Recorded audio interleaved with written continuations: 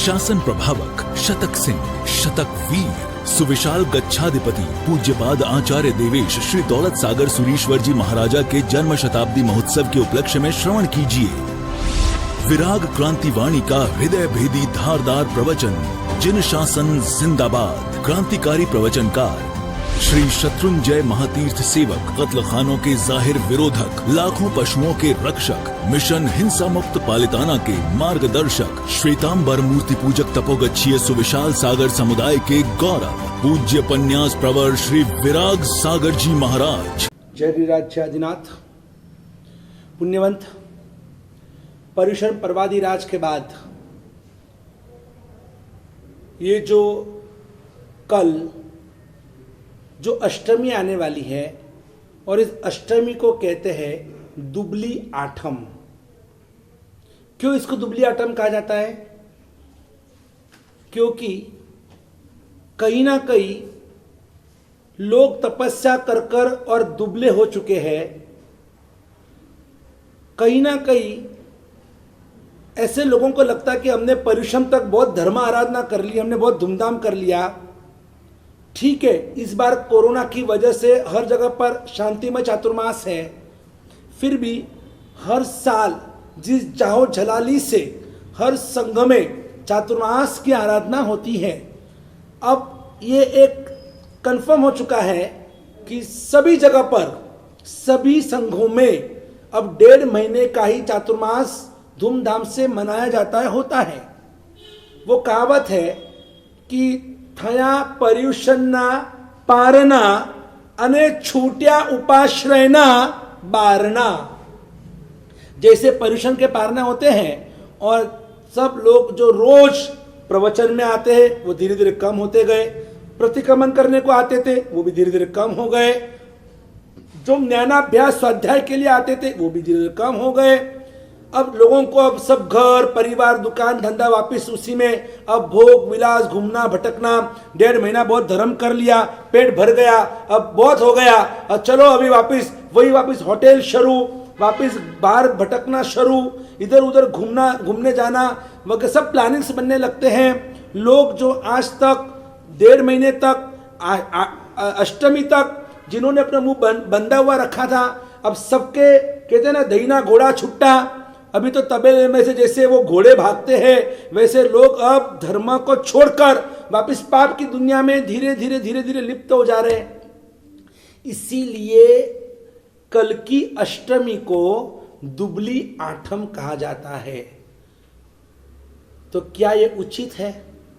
मेरा सवाल है आपसे, क्या 1.5 महीना धर्म कर लिया तो आप ये समझते हैं कि आपने बहुत धर्म कर लिया? क्या धर्म किया आपने? एक थोड़ी बहुत तपस्या क्या कर ली, रोज एक आध सामयिक कर ली, एक आध प्रतिक्रमण कर लिया, उसमें आप अपने आप को धर्मिष्ठ समझते हो? अरे धर्म तो वो धर्म रुचि अंगार का धर्म था, धर्म तो काकंदी के धन्ना अंगार का धर्म था, वो वैयावची नंदीशन मुनि का धर्म था, वो विनय गुरु गौतम स्वामी जी का विनय था। हम क्या धर्म कर रहे हैं? हम तो धर्म के नाम पर हम आडंबर कर रहे हैं, धर्म में भी कितनी हम विराधना कर रहे हैं। कहीं ना कहीं अपने नाम के लिए, अपनी कीर्ति के लिए, अपनी वाह के लिए, या तो किसी के कारण देखा देखी से, या एक अच्छा लगता है इसलिए धर्म कर लिया। अगर सच में अगर धर्म का स्पर्श अगर आपके हृदय को हाथ टच हो चुका है, तो जिस तरह से आप श्वास के बिना नहीं रह सकते हैं, जिस तरह से आप हृदय के धबकार के बिना नहीं रह सकते हैं, वैसे आप देव गुरु और धर्म के बिना एक क्षण भी आपको नहीं चलना चाहिए, एक क्षण भी नहीं। लेकिन हमने हर बार आराधना विराधना के साथ साथ हमने उपेक्षा भी इतनी ही की है। जिस अनुशासन और मर्यादा की बात मैं आपको कहने जा रहा हूं, हम क्या सच में अनुशासन में हैं? हमारे यहां पर जो प्रभावना की पद्धति चलती है, कोई कहेंगे कि साहब ये प्रभावना की बात आई, हम तो उसका विरोधी करते, प्रभावना होनी ही नहीं चाहिए, प्रभावना रखनी ही नहीं चाहिए। देखो, बाल अगर बढ़ जाए तो क्या करना चाहिए? अगर बाल बढ़ रहे हैं तो क्या करना चाहिए? सिर काट देना चाहिए? नहीं, जो एक्स्ट्रा बाल है वो काटने चाहिए। नाखून अगर बढ़ रहे हैं तो क्या करना चाहिए? उंगली काट देनी चाहिए? नहीं, एक्स्ट्रा जो नाखून है वही काटना है। वैसे जो अव्यवस्था है कि जिसकी वजह से नुकसान हो रहा है, अव्यवस्था को कट करो, लेकिन अब मूल में से वो जो हमारी परंपरा है उसको आप छेद नहीं कर सकते। जब भी प्रभावना की बात आती है और लोगों में अनुशासन का अभाव देखने को मिलता है, लोग प्रभावना में टूट पड़ते हैं। फिर चाहे वो 5 रुपए की प्रभावना में 500 की साड़ी फटे तो फटे, लेकिन 5 रुपए छोड़ना नहीं, वो 5 रुपए का पतासा वो छोड़ना नहीं, लड्डू की प्रभावना छोड़नी नहीं। अगर जहां पर भी ऐसी ऐसी प्रभावनाएं मिलती हैं वहां लोग भागम भाग दौड़ा दौड़ करते हैं। पूजा का समय होता है 2 बजे का और भीड़ इकट्ठी होती है 4 बजे। क्यों ऐसा? पूजा का समय, पूजन का समय होता है क्या, और लोग कब आते हैं सबको पता है। लोगों की भीड़ जमती है कब? वो जैसे वो पूजा का आखिरी वो जब गाना होता है, गायो गायो रे, गायो गायो रे, और उतने में वो मम्मी चिंटू पिंटू मिंटू स्वीटू पप्पू को लेकर और बोलती है आयो आयो रे, आयो आयो रे। ये क्या व्यवहार है? अरे जिसने पूरी पूजा का लाभ लिया है, जो पूरे पूजा में बैठे उनके लिए प्रभावना होती है। ये लास्ट में सिर्फ प्रभावना के लिए नहीं जाते। ये अनुशासन का अभाव हमारे में दिख रहा है। हमारे मंदिर उपासना में चप्पल पहनकर आना ही नहीं चाहिए, और उसकी जगह पर लोग चप्पल पहनकर आते हैं तो आते वापिस एक पूरब में पश्चिम में रखेंगे, डर है कोई मेरी चप्पल चुरा करना लेके जाए। कितने होशियार होते हैं हम लोग। यहां पर आकर भी हमारी नजर दर्शनम देव देवस्य दर्शनम पापनाशनम, एक बाजू हम भगवान की हम स्तुति बोल रहे हैं और बार बार नजर हमारे पीछे जा रही है, कहीं मेरी चप्पल कोई लेकर तो नहीं गया ना। वहां पर चप्पल में मन होता है। बोलते दर्शनम देव देवस्य, दर्शनम तो चप्पल में मन है, तो ऐसे भगवान कहाँ मोक्ष हमको देंगे। इसलिए, और वो भी चप्पल पहनकर आते तो आते हैं और वापस ऐसे ढगले ढगले छोड़कर चले जाते हैं। अरे कम से कम अनुशासन किसको कहते हैं? पहले शुरुआत यही से करो।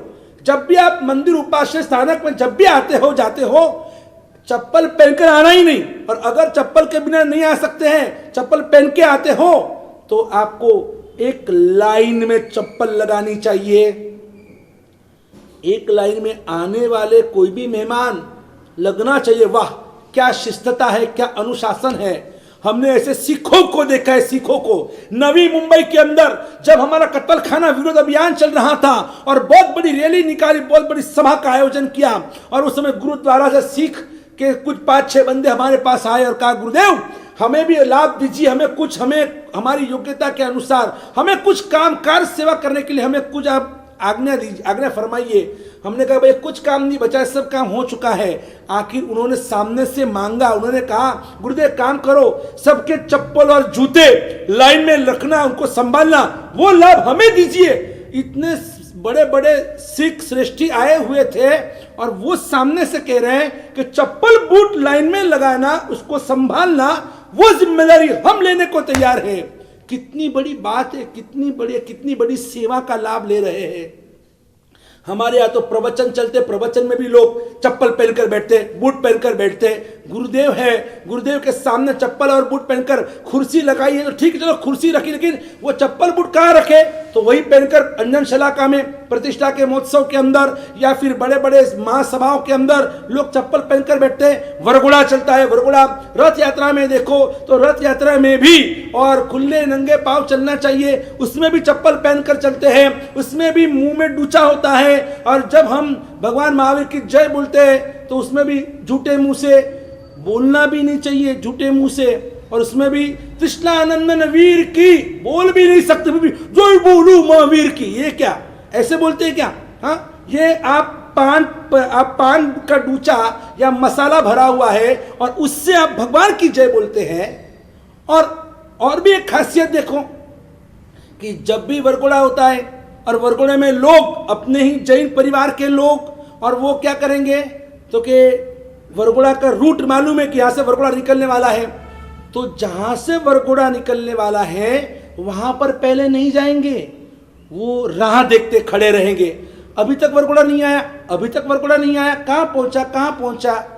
वरघोड़ा देखने के लिए अपने घरों के बाहर नीचे खड़े रहते हैं और अलग अलग चौक में खड़े रहेंगे, और फिर जब वरघोड़ा निकलेगा और फिर वरघोड़ा निकलने के बाद बोलेंगे वरघोड़ा तो बड़ा था लेकिन कोई वरघोड़े में आदमी नहीं थे, हाँ संख्या बहुत कम थी वरघोड़े में। अरे तो कम ही रहेगी ना, खुद तो बेड खड़े उधर साइड में, आपको वरघोड़ा में ज्वाइंट होना चाहिए। आप खुद तो साइड में खड़े रहते हैं वरघोड़ा देखने के लिए और फिर बोलते हैं वरघोड़ा में संख्या कम है। आपका देखकर दूसरा, दूसरे का देखकर तीसरा, सब वरघोड़ा देखने के लिए लाइन में बाजू में खड़े होते हैं। अरे वरघोड़ा तो अजैनों के लिए होता है, वरघोड़ा रथ यात्रा वो अजैन लोग देखने के लिए आएंगे। हम जैनों ने बाजू में खड़ा नहीं रहना चाहिए, हमने तो उसमें ज्वाइंट होना चाहिए, हमने वरघोड़े की शान बढ़ानी चाहिए। बहनों ने सिर ओढ़कर अनुशासन में, लाइन में, और इस तरह से पहले गुरु भगवान, फिर श्रावक, फिर बीच में भगवान का रथ होता है, फिर साध्वी जी भगवान, फिर श्राविका। ऐसा कुछ नहीं है, इधर उधर सब क्या मालूम क्या परेड करते रहते हैं। उसमें भी बहनें जो होती है खुले सिर खुले बाल और यहाँ फैशन परेड की तरह घूमते रहती है। अरे कहीं ना कहीं तो हमारा यही अनुशासन हमको लाना होगा। भले शायद हो सकता है कि इस पारस चैनल को अभी जैन के साथ अजैन भी हमारी चैनल को देखते होंगे, प्रवचन सुनते होंगे।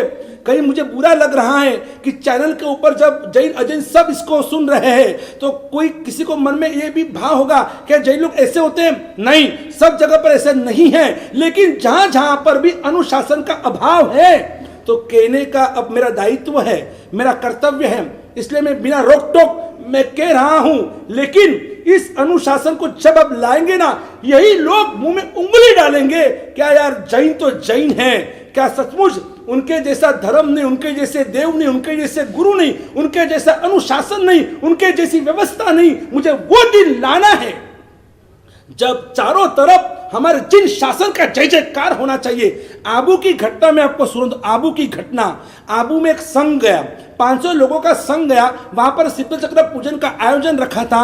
और वहां पर तो देखो बहुत सारे फॉरेनर्स भी वहां पर आते हैं, बहुत सारे फॉरेनर्स वहां पर आते रहते थे। और वो फॉरेनर्स सब वो कला कोतरनी का वीडियो शूटिंग कर रहे थे। और उतने में क्या, वो पूजन खत्म हुआ।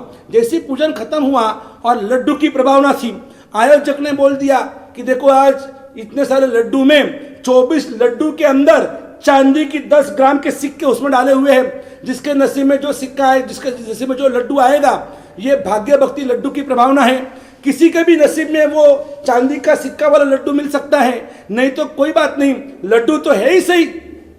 और जैसे ही ये डिक्लेयर हुआ और लोग तो वो पूजन छोड़कर भागे लड्डू की प्रभावना की ओर, और ये टूट पड़े, ऐसे टूट पड़े, बेचारे कार्यकर्ता के तो कपड़े भी फाड़ दिए। और ऐसी स्थिति के अंदर हाहाकार मच गया, वो प्रभावना बंद करनी पड़ी। लोग तो वहां से हिलने को तैयार नहीं है, नहीं हमको प्रभावना चाहिए, प्रभावना चाहिए, प्रभावना चाहिए। और वो जो फॉरेनर्स थे, देखो फॉरेनर्स हमारे मंदिर में आते हैं ना, वो क्या करते हैं आपको मालूम होगा, आपने सभी ने देखा है। शत्रुंजय में आपने फॉरेनर्स को देखा है, आपने संकेश्वर में देखा है, आपने गिरनार जी में देखा है, आपने आबू देलवाड़ा राणकपुर में आपने देखा है। फॉरेनर्स जहाँ जहाँ भी आते हैं तो वो सीधे क्या करेंगे, कैमरा ऑन कर कर पूरा वो जो भी वहाँ का शूटिंग लेते रहते हैं। तो जो शूटिंग चल रहा था वो कला कोतरनी, हमारे मंदिर के जो भी कुछ कार्विंग वगैरह, और उनका कैमरा पैन हो गया ऊपर से सीधा नीचे। जो ये सब जब लड़ रहे झगड़ रहे, पूरा कैमरा वहां पर फोकस हो गया। ये क्या कर रहे हैं, ये जैन लोग क्या लड़ रहे हैं इस तरह से, ये कितना बेहुदा लग रहा है। उनको तो मजा आ रही है, वो तो बराबर शूटिंग कर रहे हैं। तो वहां से अचानक महाराज साहब जी का निकलना हुआ और तब उन्होंने उनके शब्द सुने, ये दिस इंडियंस आर कैसे है, ये सब रास्कल है, इनको कोई शिस्तता नहीं है, अनुशासन नहीं है, कुछ पता नहीं, they are not obeying any orders, so much they are misbehaving वगैरह वगैरह सब इंग्लिश में बोलने लगे। तो महाराज साहब जी को बहुत बुरा लगा, ये क्या, ये अच्छा नहीं हुआ, ये तो हमारी इज्जत का पूरा पंचनामा हो रहा है। ये लोग वापस उसका कैमरा से वो पूरा शूटिंग कर रहे हैं, तो कितना गलत। वो अभी वापस जाएंगे अमेरिका वगैरह फॉरेन जाएंगे तो बताएंगे देखो हम भारत से क्या देख कर आए, क्या सीख कर आए, तो ये बताएंगे तो हमारा कितना गलत होगा। तो उन्होंने बोला व्हाट आर यू डूइंग, महाराज जी ने बोला व्हाट आर यू डूइंग, तो उन्होंने कहा बस हम शूटिंग ले रहे हैं, हम देख रहे हैं कि सब क्या हो रहा है, व्हाई दे आर क्वारलिंग, वो क्यों लड़ रहे, कुछ समझ में नहीं आया। तो महाराज साहब अभी कुछ तो रास्ता निकालना पड़ेगा। ये हमारी गलत इंप्रेशन लेकर जाएंगे तो बहुत गलत होगा। और इसलिए महाराज जी ने कहा कि no no, they are not quarrelling, वो लड़ नहीं रहे, वो प्रसाद के लिए वो कामना कर रहे कि सबसे पहले वो मोक्ष का लड्डू मुझे मिले। तो इससे क्या होता है? एक फॉरेनर ने पूछा कि इससे क्या होता है, लड्डू से क्या होता है? अरे ये कोई जैसे वैसे लड्डू नहीं है, ये मोक्ष का लड्डू है। ये अगर लड्डू अगर हमको मिलता है ना, जिसको ये लड्डू मिलता है, he goes first to heaven, वो जल्दी उसको हेवन मिलता है, वो भगवान बनता है। ये प्रसाद भक्ति रंग रो ओ लाडू, सब मिलके खई जो रे कि लाडू मीठो रे। महाराज जी ने उनको पट्टी बढ़ा दी और वो फॉरेनर्स होते, क्या बात है, वाह वाह, कि अगर ये लड्डू अगर हाथ में आता है, लड्डू मिलता है और उससे अगर हेवन मिलता है, ये तो बहुत बढ़िया है। आप सोचेंगे ना, यकीन नहीं करेंगे, वो फॉरेनर्स उन्होंने अपने कैमरे बाजू में रखे और वो भी घुसकर उस भीड़ के अंदर लड्डू लेने के लिए। ये हालत है हमारी।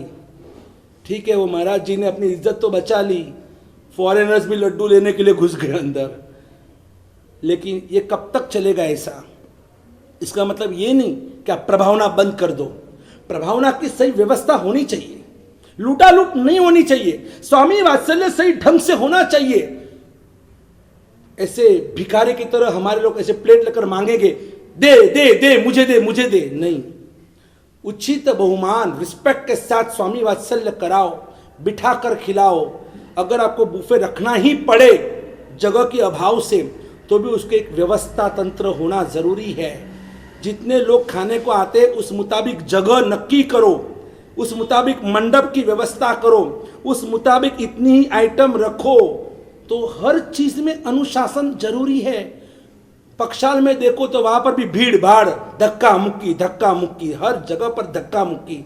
अभी प्रतिक्रमण संवत्सरी का उसमें भी जगह का बुकिंग चलता है, बुकिंग। ये सब कुछ गलत है, सब गलत है। और इसी को सुधारना ये हमारा कर्तव्य है। हमें उपेक्षा भाव में नहीं, हमें आराधक भाव में जाना है। हमें अनुशासन हमारे व्यक्तिगत जीवन में सबसे पहले लाना होगा। बार बार दोहराता हूं, अगर हमें सच में एक योद्धा बनना है, जिन शासन का एक योद्धा, महायोद्धा बनना है, हमें जिन शासन के एक सच्चे रक्षक बनना है, हमें पूरे राष्ट्र को और हमारे धर्म की सुरक्षा करनी है। और इसलिए जरूरी है कि हमारे जीवन के अंदर परिवर्तन आना और लाना आवश्यक है।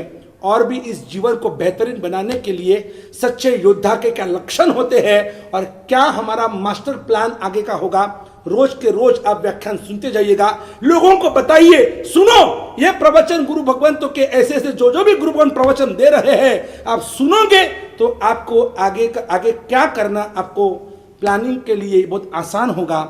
इसलिए आप बाकी सब कुछ छोड़कर भी ये प्रवचन सुनना कभी मत छोड़ना, बाकी सब छोड़ो, प्रवचन सुनना कभी मत छोड़ो। यही मेरा आपको कहना है। जय गिरिराज, जय आदिनाथ, बोलो पूज्यपाद, बोलो समन भगवान महावीर स्वामी परमात्मा की जय हो। बोलो पूज्यपाद वर्तमान गच्छाधिपति आचार्य दौलत सागर सुरेश्वर जी महाराज की जय हो।